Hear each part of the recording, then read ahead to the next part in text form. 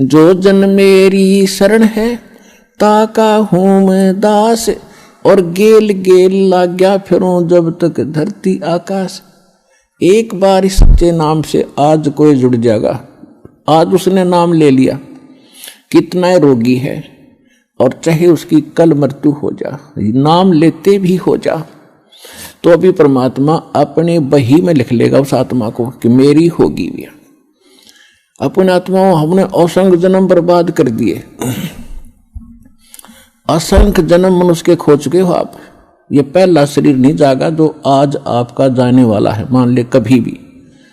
ये तो असंख्य बर्बाद हो लिए, तो कपड़े हैं, कुर्ते पजामे हैं, तो आपकी शरीर बॉडी ऊपर का, और इस नाम के लेते ही आपके कई सैकड़ों कुर्ते पजामे खूटियां व अलमारी में रख दिए जाते हैं। मनुष्य आज आपको नाम लेते ही, और चाहे अगले पल मृत्यु हो जाती है।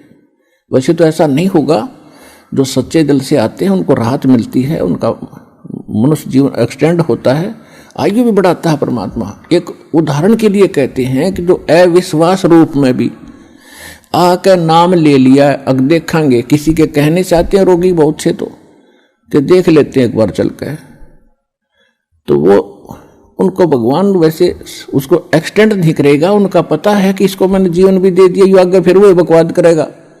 तो परमात्मा ने तो अपनी आत्मा देखनी है कि इसका उद्धार क्यों कर होगा।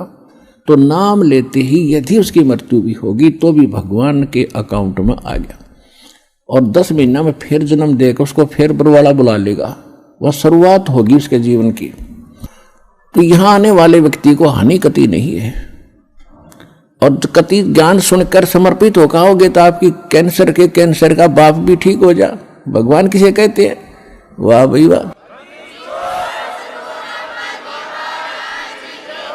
यहाँ पर कम से कम लाखों भक्तों के कैंसर तक के रोग ठीक हो चुके, जिन्होंने समर्पित भाव से परमात्मा पर विश्वास करके नाम लिया और मर्यादा निभाई। क्योंकि दुखी आदमी मर्यादा खूब निभाता है, सुखी तक गड़बड़ कर देता है, समाज को गणा देकर उसने तो अपनी जान दिखाई देती है, तो उस पर जल्दी राजी हो है भगवान, जल्दी प्रसन्न होता है, उसका जीवन भी बढ़ावेगा और उसको रोग से मुक्त भी करेगा।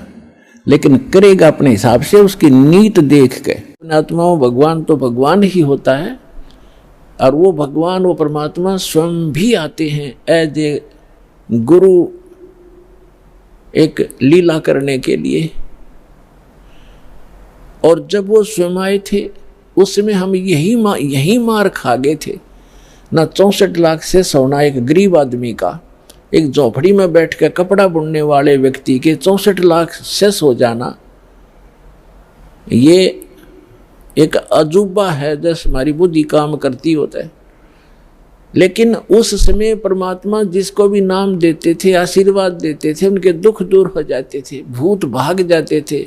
कहते हैं सतगुरु दो चावै सो कर ही, 14 कोट दूत जम डर ही, ऊत भूत जम त्रास निवारे, और चित्रगुप्त के कागज पाड़े। ये समर्थ कबीर भगवान है।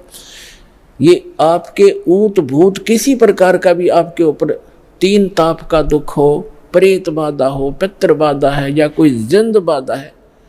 अब प्रधानमंत्री के सामने फिर चोर कैसे रुकेंगे? उसके साथ तो बहुत घने बॉडीगार्ड होते हैं। तो जो भक्ति ना करके शरीर छोड़ के, वो भगवान के चोर हैं। जिन हर की चोरी करी और गए राम गुण भूल, ते बिदना बागुल किए रहे उर्दमुख चूल। तो ये परमात्मा ऊत भूत जमत्रास निवार है। यम के दूत भी निकट नहीं आ सकते। कहते सतगुर सरना आए के। और धर्मराज डर कैसा? धर्मराज कहते ये नौकर हैं यम के दूत, जो आकर सताते हैं। चाहे प्रधानमंत्री हो, मृत्यु के बाद बक्कल तार देंगे, पकड़ के ले जाएंगे, टीटवी गले से पकड़ लेते हैं, बाजू पकड़ लेते हैं, घसीट कर ले जाते हैं। जिसके पास भक्ति धन नहीं उससे यम के दूत नहीं डरते।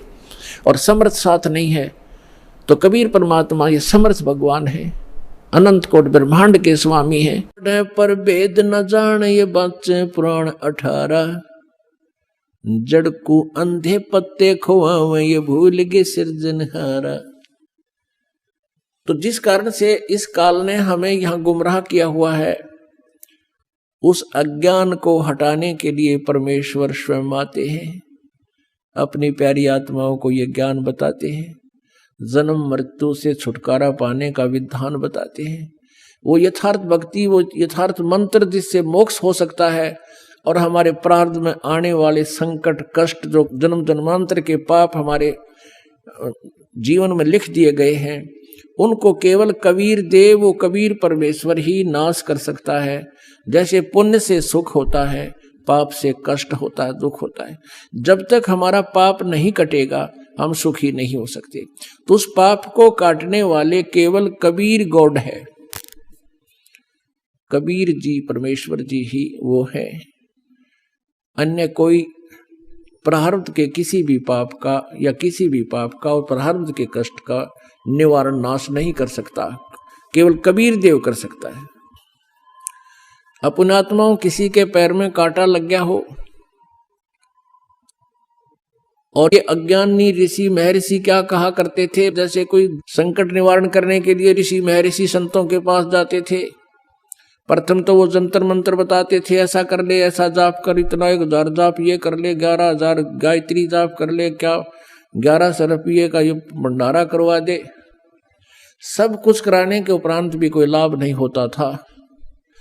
तो वे क्या कहते थे, वो अज्ञानी और वेद ज्ञानहीन ऋषि महर्षि गुरु ब्राह्मण, कि ये तुम्हारे प्रारब्ध का कष्ट है, तुम्हें भोगना ही पड़ेगा।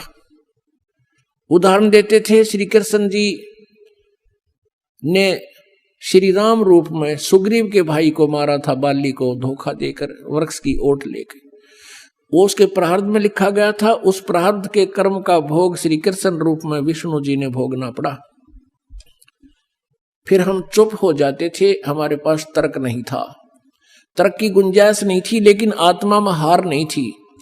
हम ये सोचते थे कि नहीं, भगवान ऐसी कोई शक्ति है जो हमें लाभ अवश्य देगा, क्योंकि आत्मा परमात्मा से परिचित है कि वो परम शक्ति है। लेकिन अज्ञान ने इसके ऊपर इतने आवरण छा दिया कि ये विश्वास नहीं कर पाती, और लेकिन ये रुक भी नहीं पाती।